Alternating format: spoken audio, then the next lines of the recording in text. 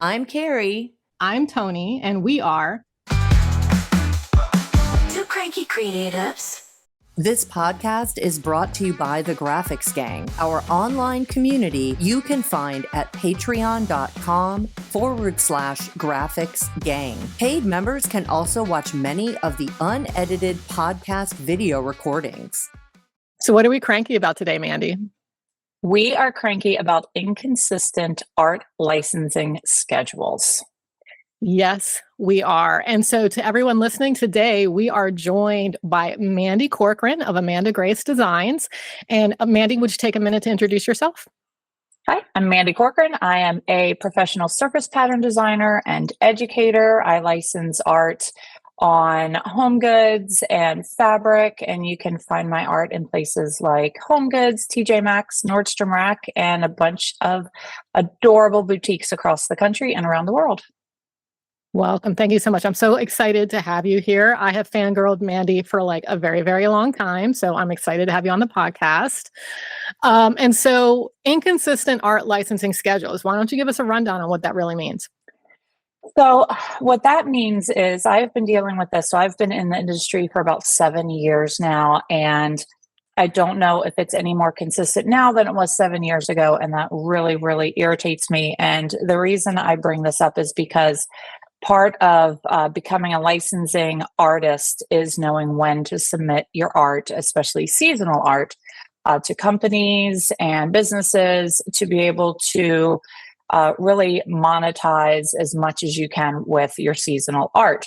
And I have some companies I license with. Let's just say currently right now, I know it's Christmas time when we're filming this, but for Christmas, you have to really draw in the summer. You have to submit by August, September for Christmas. You have to submit in November for Easter and so on. So you're always about a season to a season and a half ahead submitting your art than what the art is going to be used for. And it makes sense because companies need to be able to license, print product, distribute that product, and then be able to have it in the store. But there isn't really a consistent schedule between companies based on whether it's a big box company or a little boutique. You could have different schedules. So it's always really frustrating to know when you should be drawing for different seasons.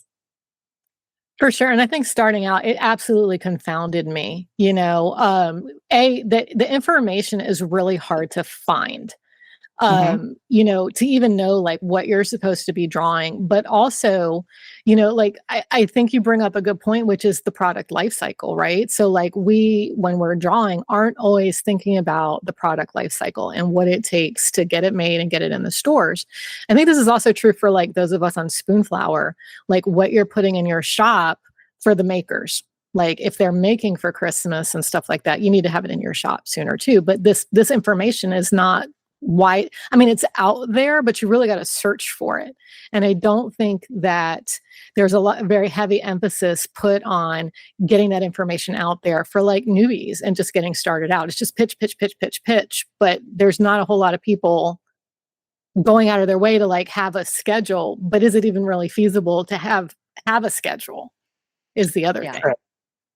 True. Yeah. And, too, when you pitch, if you're pitching, and I do this when I pitch, I'll send like 6 images, or 4 images as like, it's a low res JPEG, but it's like, a little cell sheet basically. But the thing is that if I send that and, a company is really in the mood for and looking for Christmas, but I don't know they're looking for that, then, I'm going to send maybe evergreen stuff, or I'm going to send Easter stuff or summer tropical stuff. And because it's kind of opaque what these companies are looking for and when, that can be really challenging, and that can, hurt your pitching, because instead of them just being like, oh, well, let me take a look at their portfolio, they might say, well, I don't want that right now. I need Christmas. And then they just kind of file your email away. So, and it's really hard to know. And Carrie, you just used a term, you said evergreen stuff. So for those listening that might not know that, what are you defining as evergreen? Yeah, sorry about that. Thank you for pointing that out. So, there's seasonal stuff like Christmas, but then there's evergreen. And evergreen is stuff that's always in need, always trending, always sells. For instance, florals are probably, I guess, the epitome of an evergreen design or trend, because people always want florals. Companies always want florals. They always sell, but something like nutcrackers obviously is not evergreen because that's Christmas. But, like animals, like if you were to do reindeer, obviously that's Christmas. But then if you did cats or something, that's not specifically tied to any season. So, and I typically do tend to draw a lot of art that's evergreen just because it's easier to license often. Yeah. Yeah. And I think the consumer cycle is even getting a little bit harder, because I don't know about y'all, but I walked into Costco in August and saw Christmas trees. And I was like, what in the fuck is going on right now? Because it's August. Like, we haven't even had Halloween, people. Yeah. Which means they licensed that art. Potentially a big company like Costco licensed that probably almost a year prior to that. Yeah. Right. Like they could have licensed in August of 23 to release in August of 24 for Christmas 24. Right. And it just boggles the mind. And I don't even remember where I found it now, so I couldn't make this a resource that we would share, but somewhere in all of the various email newsletters I was subscribed to at one point, there was someone published a schedule of licensing things, and it was like an Excel spreadsheet. But even looking at that, I was just like, I just can't even bring myself to draw, Christmas in July or Valentine's in October, or, like all of those things. So like, I know I struggle with like Mandy, I saw on your socials, you're drawing Easter right now. And we are recording this in the Christmas season for those of us listening. But, like, I'm not thinking about that. I'm barely drawing Christmas stuff right now. Well, the good thing about kind of the bad thing about if you're new in this industry is that you might unfortunately feel like you're being turned down, or you're being ghosted in your emails, and you're not getting callbacks, or you're not getting any traction in the licensing world. And it could be something as simple as what Carrie said, and it could be you sent evergreen, but they were in Christmas mode. So, so what I actually do now is I actually, the reel I did today, I actually drew that Easter stuff about a month or so ago. But, it makes but I needed my tree up so I could, put the point forward that you need to be a season ahead. But once you get a little more established, it really, I don't even do that anymore. I draw Christmas and Christmas, and I draw Easter and Easter. And the only reason I didn't this year is because I had a bunch of collaborations and a bunch of other projects that kept me from being able to do that. But yeah, it's really frustrating. And Costco could have something from a year from now, but a little boutique store could want to buy Christmas in October for Christmas 2024. So it's just one of those things you have to always just kind of have it prepared and ready to go. But again, when do you send it? When do you not? It's a conundrum. So you made a good point about like not worrying about seasonal. And I know for me, like, I made a conscious decision early on. Like, there were two things I was like, I can't handle. I can't handle worrying about trends, and I can't handle seasonal drawing. And so, like, where I came down was, if I'm drawing Christmas and Christmas, then I have to understand that means I'm pitching those things next year, because I've already missed the mark for the year that I'm drawing them in. But, and this just occurred to me as we were talking pre-recording, there's, in a way, there's a benefit to drawing in the season, because all the trend reports are hitting right now. Right. And so I'm drawing Christmas right now, but I also have the opportunity to look at the trend reports and figure out how can I work those in, even if it's just colors, into my Christmas palettes. Right. Because cherry is about to hit, like, cherry is this new trend in 2024 or 2025, excuse me. So like, you can use that color for the red in your Christmas stuff. You know what I'm saying? So now your Christmas things are on trend for 2025, so like there's a way to think about that you could make that work for you as well. Yeah, exactly. And also, I just, once you are pitching and you have all of these companies you're pitching to, personally, it's less stressful for me if I have a larger kind of portfolio that I can pull from, and I'm not drawing. I'm like, there's sometimes, inspiration doesn't hit on a good day. But then if you're like, okay, sit down, draw Christmas, make it amazing, then inspiration really doesn't hit. Then it's like I couldn't draw a stick figure if I wanted to, when I'm trying to force myself to do it, right? Yeah. So drawing when you have it and kind of building up that kind of stack of art that you can always pull from when needed is really a way to kind of lessen that frustration on schedules and not knowing when to schedule or when to pitch. Yeah. And also with trends too, like for instance, the Pantone color of the year just came out recently, which is Mocha Mousse. And the thing is, you could have like maybe some holiday stuff that you already have, but you're like, well, I'm going to be pitching this for Christmas 2025. Well, guess what? I'm going to be putting in the tree trunks of my Christmas trees. I'm going to have that Mocha Mousse. So you can kind of, pull from that, but then it's nice. Yeah, it is nice to have a stack of art that you can just kind of throw some colors in there that are trending and then be relevant all of a sudden for that coming year. Yeah. But let's talk about, how do you even figure out these schedules? Well, I would say the basic rule of thumb, just the basic kind of generic rule of thumb, is you're always one season ahead. So if it's, and seasons are kind of, it's not like Halloween is a season and Christmas is a season. It's more like season as in like fall, spring, summer, winter. And I consider winter anything from probably mid-August through December-ish.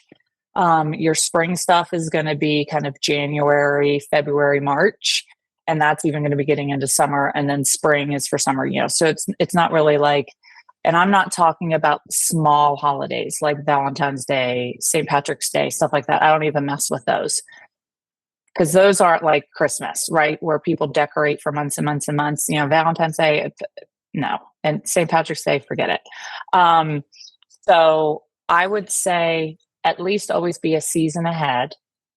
And then on top of that, if there are companies that you really want to pitch to, and maybe you've pitched to them and they haven't gotten back to you, or you've been lucky enough to maybe get an email back, and even if they say no, hey, you now have that contact. I've emailed companies before that have told me no, and then emailed them and asked them for their pitch schedule for major seasons and holidays. And then I've been able to have that. And then even if I just have one company schedule, I kind of use that schedule for all companies until I'm told otherwise, or until I reach really out smart. to another company. Yeah. Because I figured if one company's using that schedule, more companies might be using that schedule. So I'll kind of use that. But I have had a lot of luck just reaching out and being communicative, and also making sure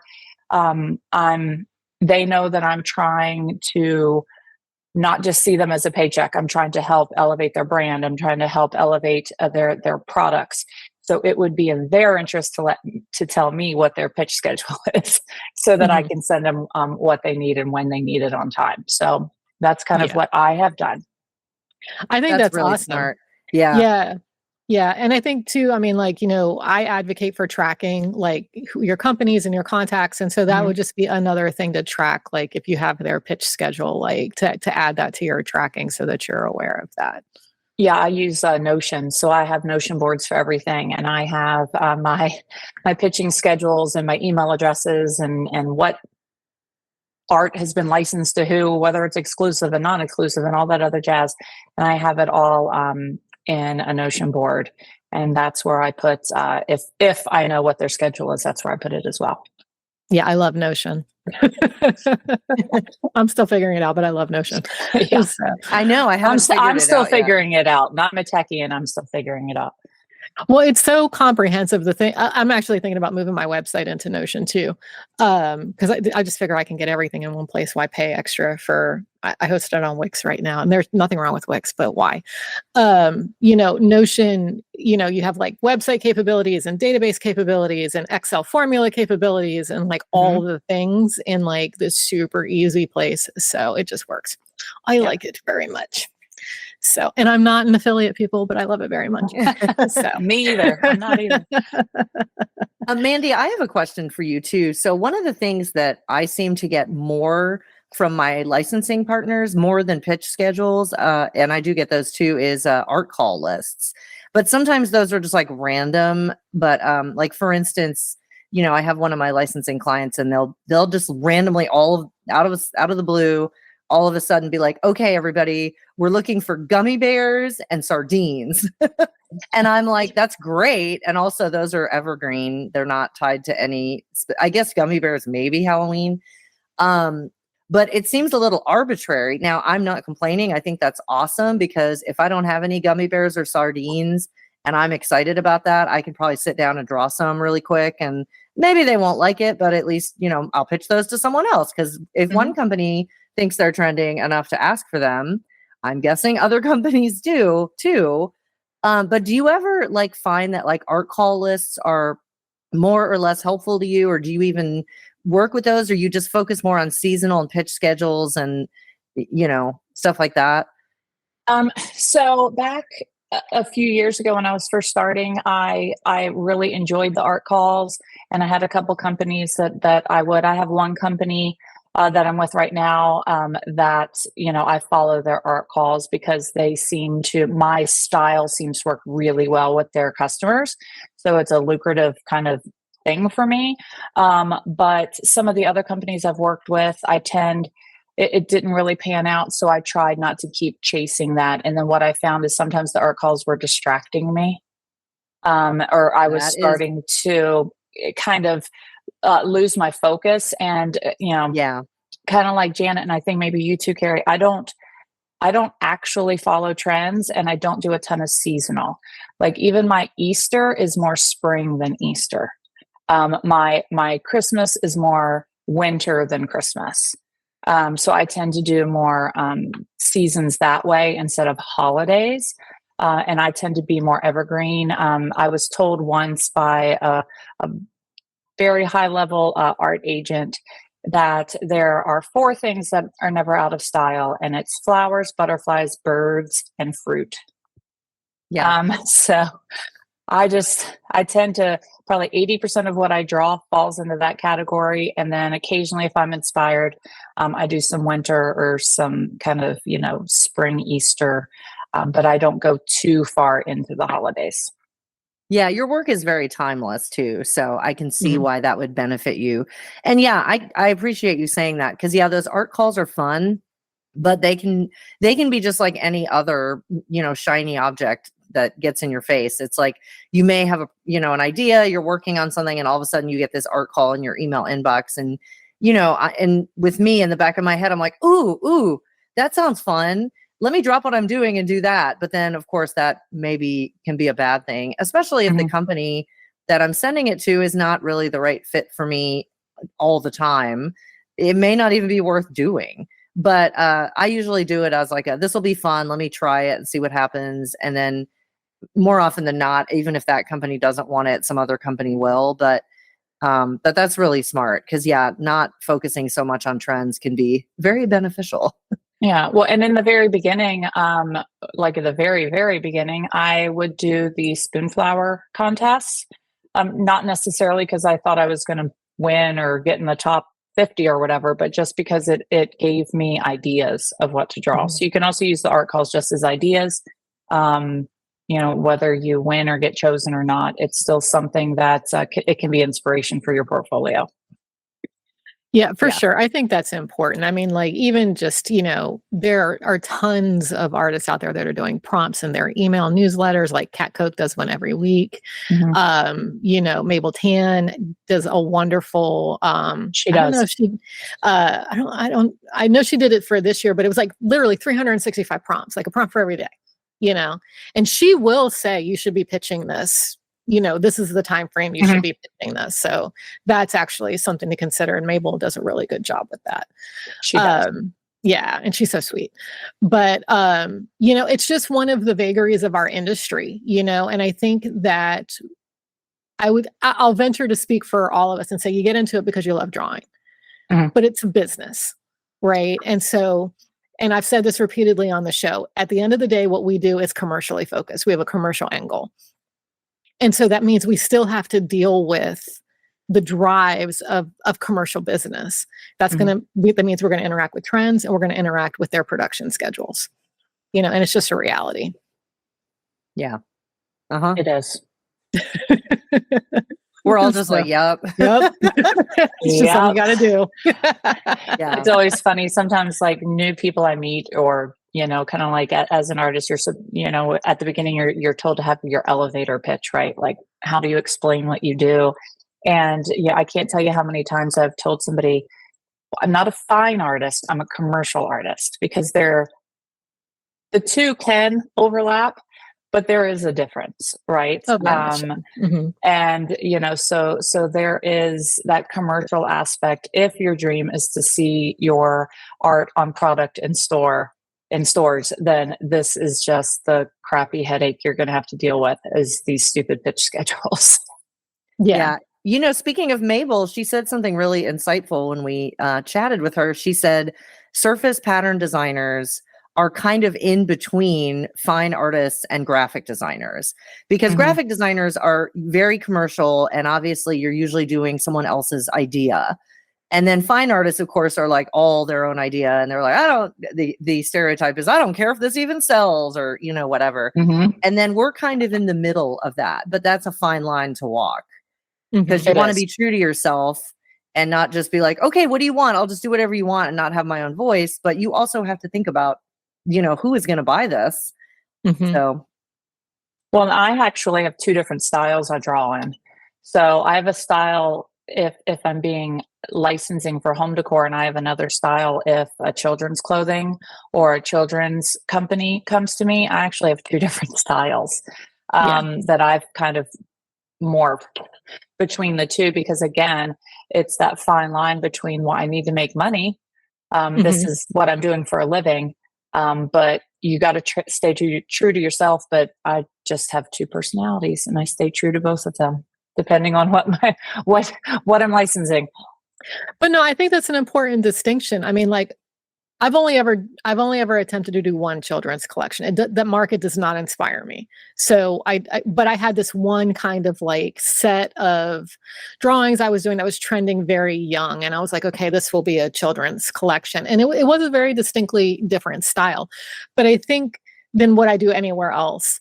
And, you know, if I ever get inspired in that direction, and I'll probably do it in that style too. But like, I think it's important to understand where your heart lies in the markets that you're drawing for. You know, like I made a conscious decision that I was going to niche down into wallpaper specifically, you know, and tile. Like I'm trying to get into tile too, because I love geometrics and, you know, Islamic design and things like that. But I was on vacation with my husband, and I was like having that existential moment of like walking through, you know, I go shopping. I hate shopping for clothes. Like if I'm shopping for me, I'm doing it online, but I will go out and I will go through the stores, and I will see like what the women's clothes look like, and like what's in the gift shops and stuff like that. And having this moment of like, my shit does not look like this. Like I can't see my work in these stores. This is not my work for me at all. And then we're at the beach, and my husband he's like, let's go into this store for him. And it's a menswear store. And all of a sudden I'm like, you know what? My shit would fit with this menswear stuff. You know, like this is my work. And so now I'm like, okay, I'm menswear all the way. And so like, you know, like I'm talking with a menswear company right now, you know, because I think you have to understand like where you fit first, like even what industry feels comfortable for you. You know what I'm saying? So now I'm like, I know like where these two like specific industries, my work that feels true to me fits. You know, like I may never license that children's collection. It's a one-off for me. You know what I'm saying? So it's like, if I do, great. But if not, that's okay too, you know? So you could always recolor it though. I mean, I don't know what makes that specific collection children friendly, but sometimes just recoloring it it depends on what it is. More, you know, muted colors can at least give it a little more, you know, universal appeal. But it depends. I don't know what the motifs are. So, but yeah. Yeah. I mean, a few pieces of it I could pull out and bring into like the adult world, but some of it's very obviously kid stuff.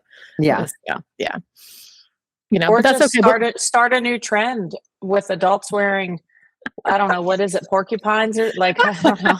It's like Yeah. clouds, like, like these very like illustrative, I don't know. It's clouds Start and wearing bugs and towels. stuff. Just make yourself sure. Yeah. Start Well, and adults wear, you'd be surprised, Tony, because last time I checked, I think I'm an adult. I mean, I am on the outside. And dude, I have so much like Hello Kitty stuff. I've always worn like Oh yeah. crazy, fun, silly stuff. So it may not be in that realm of like elevated, sophisticated stuff, but there is probably a market for it out there. You just haven't found them yet. So Oh yeah, I totally hear you. I wouldn't write it off yet. You can do it. I believe in you. Yeah. Yeah.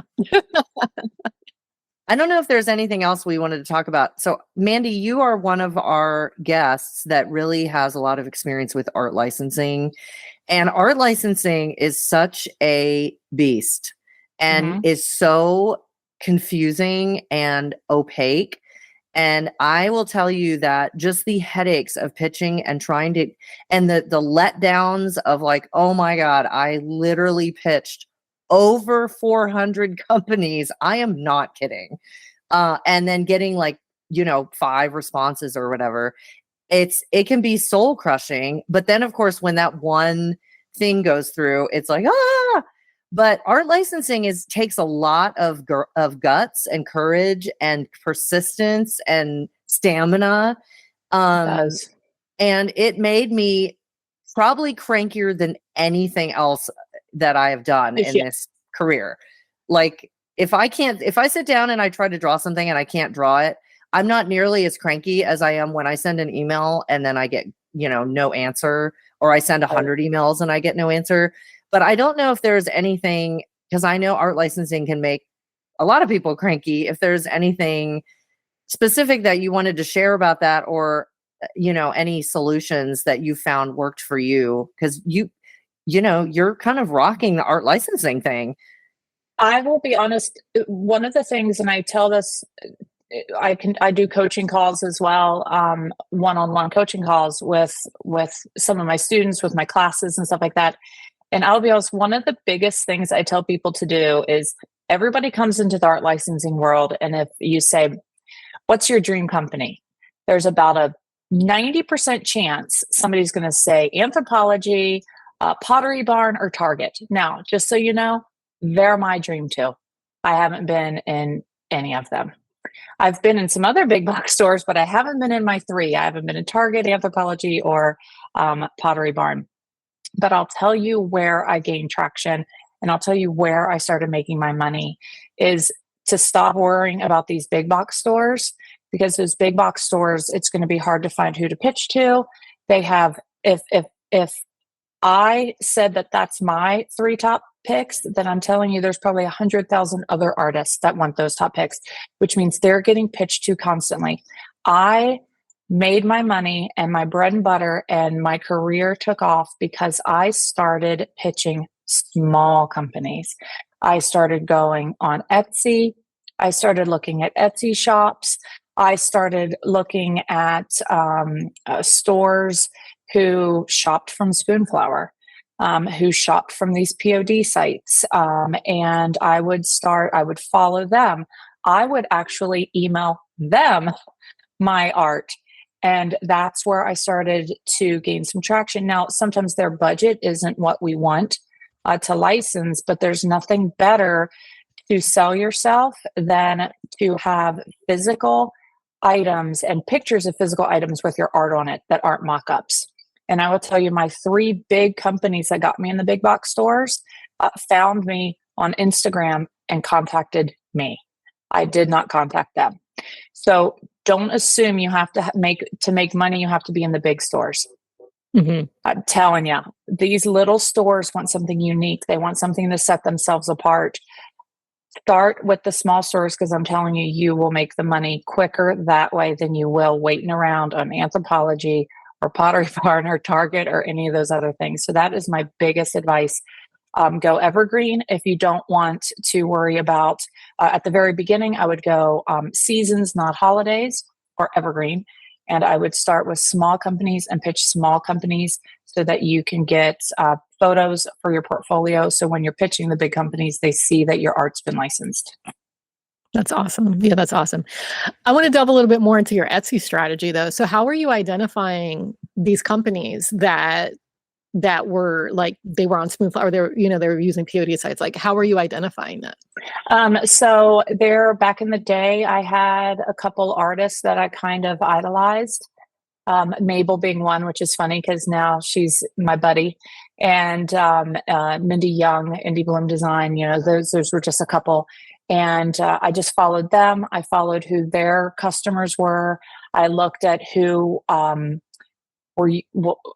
buying from Spoonflower, or buying from Hawthorne, or some of these other POD sites, and I noticed that they were shopping small. Those companies were shopping small for fabric or for licensing. And that's how I started following them. I saw what hashtags they used on social media. I started following that hashtag. So instead of pitching 400 companies, say randomly, I would pitch 70, but they were all small.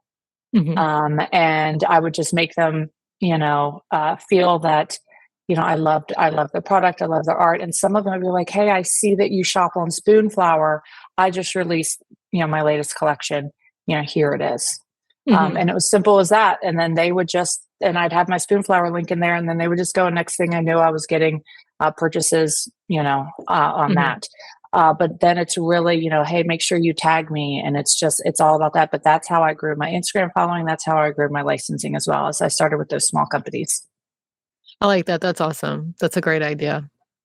Yeah. And it's way less intimidating and less confusing. You're more likely to get a real person, and Mm-hmm. they're more likely to take risks. Because a lot of these Mm-hmm. big companies, I think, they just want more of the same, because they are like, if it ain't broke, don't fix it.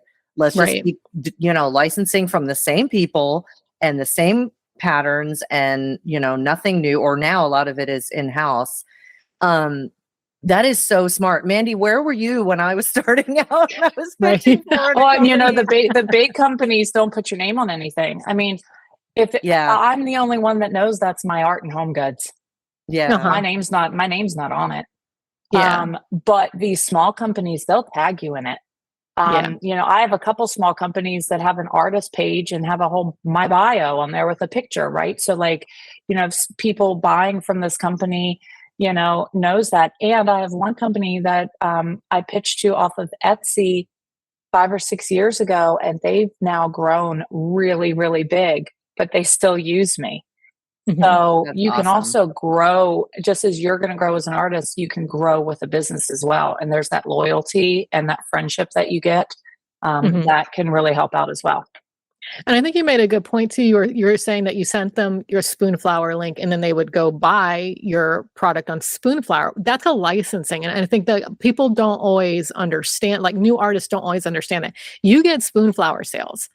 Mhm. If it's a company that bought your stuff off of Spoonflower, that is technically, like if I went and bought something, so technically I'm licensing it too, but like I'm not selling that product I made.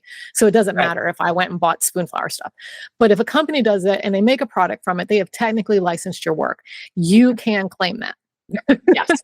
And don't underestimate, just because let's say you only make 30 cents a yard on Spoonflower or whatever, don't underestimate the impact of just having photographs of, I have some of my most beautiful pictures in my portfolio are from small Etsy shops and makers that I maybe only made $80 on fabric from them, but their photos are so beautiful. I've had them in, I've pitched them in, online portfolios and stuff like that. And I guarantee those beautiful pictures of girls twirling in dresses have just solidified, right, that I am a professional licensing artist. So don't underestimate just being able to have real pictures and not mock-ups with your art on product as well, and how that can help you. Mm-hmm. That's a and great plus point. a lot of these companies too, some of them may have Etsy shops, but some of these companies may go on to sell, wholesale to Anthropologie, because Anthropologie Mhm. and Target, for the most part, they're just buyers. So Yeah, the they're people they're buyers. buying from are these small companies. So not always. I know Target has some in-house, but But yeah, that's brilliant. That is a gold And nugget that's of information. that's how I'm in Home Goods, and that's how I got into Nordstrom Rack. I didn't license directly to Home Goods and Nordstrom Rack. It was through another company that then Home Goods and Nordstrom Rack sell that product. Yeah. I think that tends to be true of like I walk to like my dream is World Market, right? So like I walk through World Market routinely, but I'm looking at who they're housing because you're not going to reach World Market. You have to look at who they're buying from. Exactly. So, Exactly. Yeah. One day people get my tea towels. One day. So, it'll happen. So I have to actually send a pitch email if I want it to happen though. No, Put it out in the universe. Put it out in the universe. No, 2024. I said I'm not doing any. It was just because the reality is it is time consuming. It is very, very time consuming. I still work full time. I made a decision in 2024. I wasn't sending any pitch emails. Yep. 2025 may be different. I don't know. We'll see. So, but yeah. Menswear. Well, yeah. And like fingers crossed. I have a company that I'm talking with. They want to collaborate on like a whole line of men's evening jackets. Ooh, so, yeah, that sounds awesome. And like ties, socks, and what do you call them? Pocket squares. So, that's awesome. That's awesome. Yeah, I can't wait to see what happens with that. If it works out, I'm excited for you, and if not, I'm sure just keep going because that does sound like the right industry for you. Oh yeah, and I'm loving it. It's super exciting. But I think that's like really the key. Like, is like what really like turns you on, for lack of a better way of putting it, when you're designing. So hopefully that'll work out. But if it doesn't, nothing else what it has shown me is where my passion lies. Right. And so like, I'm going to keep moving forward in that direction. So I think that's great. So, but Mandy, we do have a couple hot seat questions, but let's wrap up the advice that we're giving. So we said, don't worry about seasonal when you're starting out. Right. Or don't worry about holidays, specific holidays when you're first starting out. Right.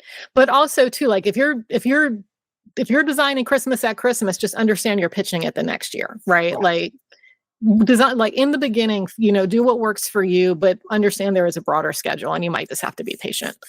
Yeah. So, and are really what other, but also don't be afraid to ask for a pitch schedule. I think that's not something that we really like honed in too much on, but don't be afraid to ask for a pitch schedule. Like if you're really interested in a company, ask for their schedule. You might get it.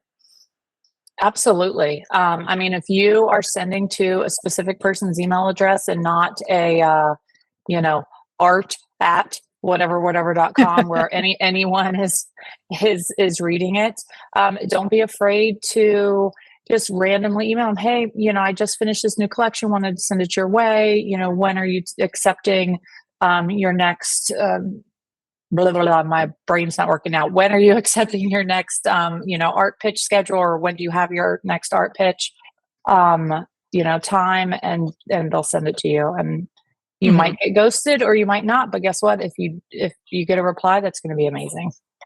Very true. Very true. Cool. I think that's a good place to end that. So, Mandy, I'm going to give you a preference because I asked you all 5 of these questions already when you did your graphics gang interview. Okay. So I could switch them up for you on the fly real fast if you want.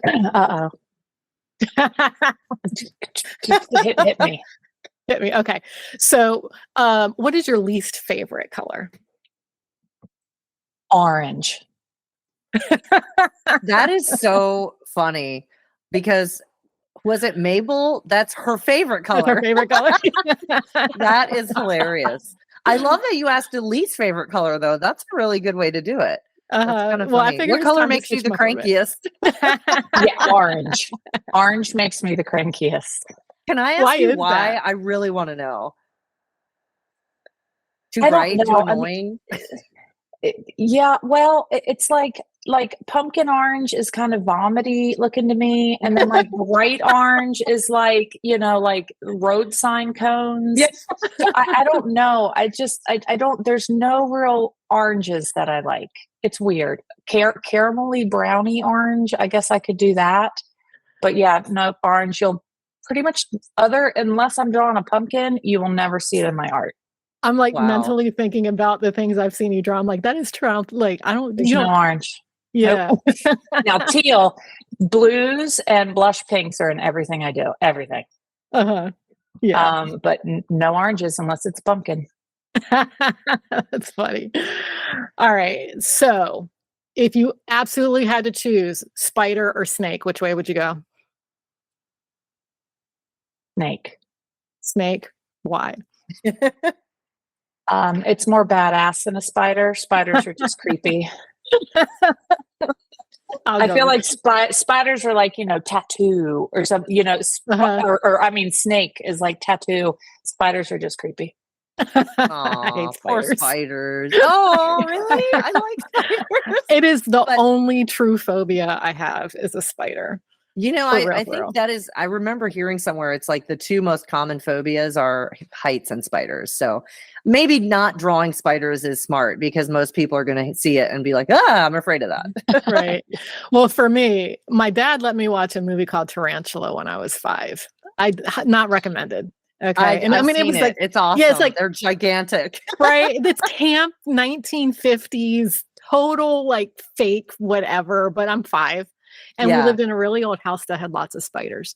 And so those two things do not go together for a 5-year-old. So yeah. Anywho. No spiders. All right. What is your least favorite drawing software? Affinity. Why?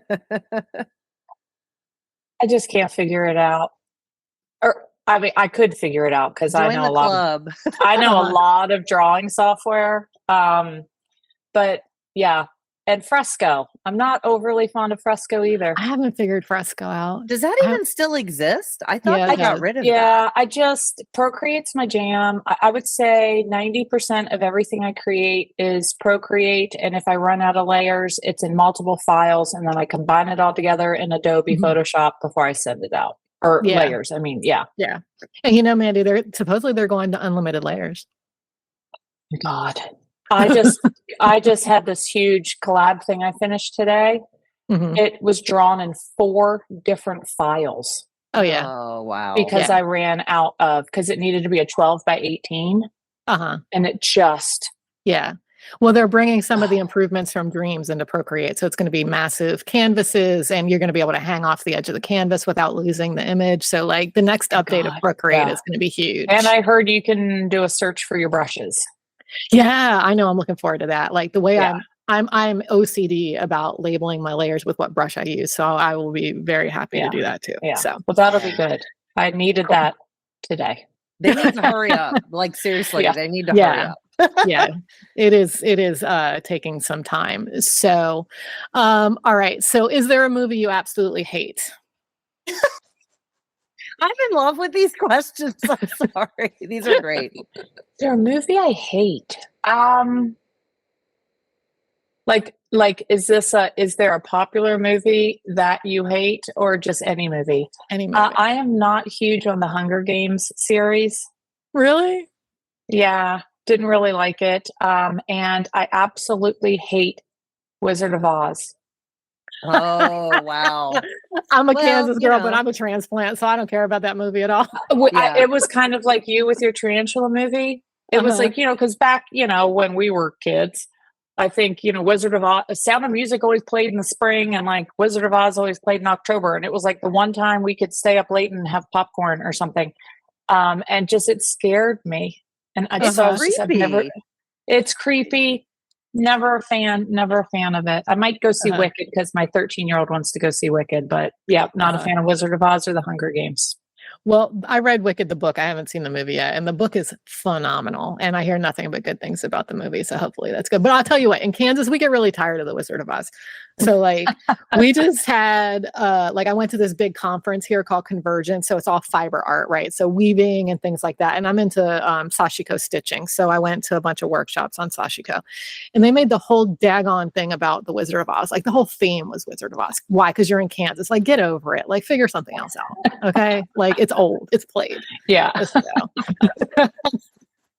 All right. Last one. Song you cannot stand to listen to. Gosh. I maybe need to prepare for these. You're not hot seat if you get to prepare for them. Macarena. Oh. Yes.